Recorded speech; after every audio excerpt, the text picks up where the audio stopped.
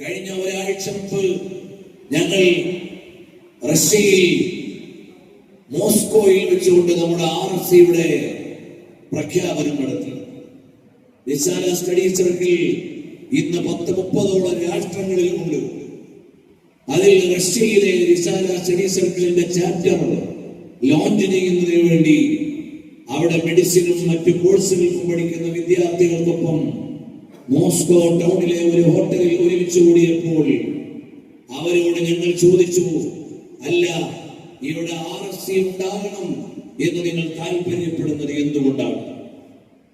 അപ്പോൾ അവർ പറഞ്ഞു, വെള്ളിയാഴ്ചയാകുമ്പോൾ ഇന്ന് വെള്ളിയാഴ്ചയാണ്, ജുമയ്ക്ക് പോകണ്ടേടാ എന്ന് ഉണർത്താൻ പറ്റുന്ന ഒരാളുണ്ടായില്ലെങ്കിൽ ചിലപ്പോൾ ഒരുപാട് കുട്ടികൾക്ക് ജുമഅ പോലും ഉണ്ടാവില്ല.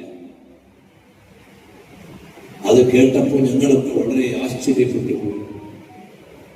ആ കൂട്ടുകാരൻ പറഞ്ഞത് എത്ര അടിസ്ഥാനപരമായ ഒരു ദീനീ കാര്യമാണ്. കാരണം അവിടുത്തെ പരിസരമൊന്നും ഇന്ന് വെള്ളിയാഴ്ചയാണെന്ന് ഓർമ്മിപ്പിക്കുന്ന പരിസരമില്ല. പള്ളികൾ അപൂർവമായേ ഉള്ളൂ, വാങ്കുലികൾ കേൾക്കുന്നില്ല. വ്യാഴവും വെള്ളിയും തമ്മിൽ വേർതിരിക്കുന്ന അടയാളങ്ങളൊന്നുമില്ല. ജുമഅയാണെന്ന് അറിയാനില്ല. നല്ല തണുപ്പുള്ള നാട്, പലപ്പോഴും കാലാവസ്ഥ നല്ല തണുപ്പുള്ളതാണ്, സുഖമായി ഉറങ്ങാനും വിശ്രമിക്കാനും പറ്റുന്ന കാലാവസ്ഥ.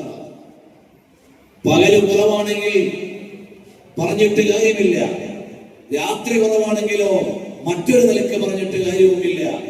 ഞങ്ങൾ അവിടെയുള്ള സമയത്ത് മഗ്‌രിബ് 9 മണിക്കാണ്, സുബഹി രാത്രി 1:30-ക്കാണ്. അത്രേ രാത്രിയുള്ളൂ. ഈ രൂപത്തിൽ പ്രിയമുള്ളവരെ, കുറഞ്ഞ രാവും പകലുമൊക്കെയുള്ള ദേശം, നൂറുകണക്കിന് പള്ളികൾ ഉണ്ടായിരുന്ന മോസ്കോയിലും പരിസരത്തും കമ്മ്യൂണിസ്റ്റ് റഷ്യയുടെ ഭരണാനന്തരം 14 പള്ളികളോ മറ്റേ ഇന്നുള്ളൂ. അവ ജുമഅയ്ക്ക് എത്രയോ ദൂരം പോകണം, ആരുണർത്തണം? RFC ചെയ്തുകൊണ്ടിരിക്കുന്ന പരിപാടി എന്താ? കേരളത്തിൽ നിന്ന് SSFിലൂടെ ലഭിച്ച ഊർജം വിദേശ രാജ്യങ്ങളിൽ എത്തിയപ്പോൾ അണയാതെ കാത്തു സൂക്ഷിക്കാൻ വേണ്ടിയാണ് റിസാല സ്റ്റഡി സർക്കിൾ ഉണ്ടാക്കിയത്. ഉറപ്പാണ്, 10,000-കണക്കിന് കൗമാര യൗവനങ്ങൾ പ്രവാസ ലോകത്തെ സുഖാഡംബരങ്ങളിൽ നിന്ന് വഴിതെറ്റിപ്പോകാതെ അള്ളാഹുവിനെ ഓർത്തുകൊണ്ട് തഖ്വയിലായി ജീവിക്കാൻ കാരണമാകുന്നത് നമ്മുടെ ഈ സംഘടനാ സംവിധാനമാണ്. ICF എന്ന സംവിധാനം ഒരുപാട് നിർമ്മാണപരമായ പ്രവർത്തനങ്ങൾ പ്രവാസികൾക്കിടയിൽ നിർവഹിച്ചുകൊണ്ടിരിക്കുകയും അതിന്റെ ഗുണം പ്രവാസത്തിൽ നിന്ന് അവർ നേടുന്ന സമ്പാദ്യവും കരുത്തും നമ്മുടെ നാട്ടിലെ ശാക്തീകരണത്തിന്, സ്ഥാപന സംവിധാന നിർമ്മാണങ്ങൾക്ക് നിരന്തരമായി നമ്മൾ അനുഭവിച്ചുകൊണ്ടിരിക്കുന്നു. അപ്പൊ ഈ പ്രസ്ഥാന കുടുംബം ഇതിനെയെല്ലാം ഒരുപോലെ വളർത്തിക്കൊണ്ടുവരികയാണ്. അടിസ്ഥാനപരമായ ലക്ഷ്യം കേരളത്തിൽ നിന്ന് ലഭിച്ച ഒരു നാമ്പ്, ഒരു വെളിച്ചം ഇന്ന് ഒരുപാട് രാഷ്ട്രങ്ങളിൽ, ആ രാജ്യങ്ങളിലെ ആളുകൾക്ക് കൂടി തണലായി, വെളിച്ചമായി, വഴികാട്ടിയായി മാറിക്കൊണ്ടിരിക്കുകയാണ്. കേരളത്തിലെ വിദ്യാലയങ്ങളിൽ, ജാമിഅ ഹസനിയ പോലെയുള്ള സ്ഥാപനങ്ങളിൽ പഠിച്ചിറങ്ങിയ കുട്ടികൾ ഇന്ന് ലോക രാഷ്ട്രങ്ങളിൽ പോയി അതാത് രാജ്യങ്ങളിലെ ആളുകൾക്ക് മാർഗം കാണിച്ചു കൊടുക്കുന്നത് പല രാഷ്ട്രങ്ങളിൽ ചെല്ലുമ്പോഴും നമ്മൾ അനുഭവിക്കുന്നുണ്ട്.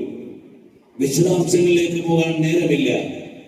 ഞങ്ങൾ റഷ്യയിലെ കാസാൻ എന്ന് പറയുന്ന സ്ഥലത്തെത്തിയപ്പോൾ കൊണ്ടോട്ടി ബുഖാരിയിൽ പഠിച്ച ഒരു ബുഖാരി പൂർവ്വ വിദ്യാർത്ഥി ആ രാജ്യത്ത് പോയി റഷ്യൻ ഭാഷ പഠിച്ച് അവിടെയുള്ള പണ്ഡിതന്മാരുമായി സമ്പർക്കം നടത്താനും പലരിലും വിദഈ ആശയങ്ങൾ വരുമ്പോൾ സുന്നി ആശയങ്ങൾ പറഞ്ഞു കൊടുക്കാനുമുള്ള ഒരു വിൻഡോ ആയി നമ്മൾ അനുഭവിക്കുകയാണ്.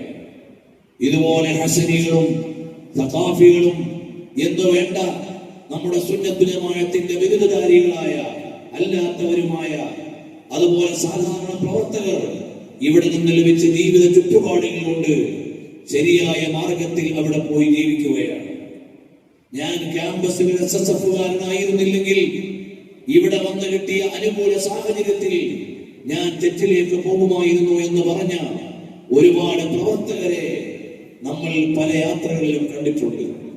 അതുകൊണ്ട് പ്രിയമുള്ളവരെ, സാഹിത്യോത്സവം കേൾക്കുമ്പോ സാഹിത്യം, ഉത്സവം എന്നൊക്കെയായിരിക്കും നമ്മുടെ മനസ്സിലേക്ക് വരിക.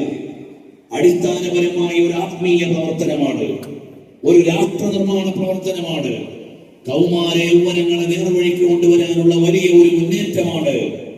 അതിനാതിഥ്യമരുളാനാണ് നമ്മുടെ പാലക്കാട് ജില്ലയ്ക്ക് അവസരം കിട്ടിയത് എന്ന് ഈ ജില്ലയിലെ ഓരോ നേതാക്കളും പ്രവർത്തകരും മനസ്സിലാക്കുന്നുണ്ട് എന്നതിന്റെ തെളിവാണ് ഈ സംഗമം.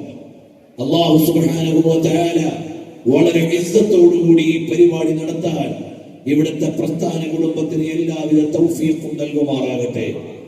അതിനു വേണ്ട എല്ലാ സാമ്പത്തികമായ സാഹചര്യങ്ങളും സാങ്കേതികമായ അവസരങ്ങളും അല്ലാഹു തആല അനുകൂലമാക്കി തരുമാറാകട്ടെ.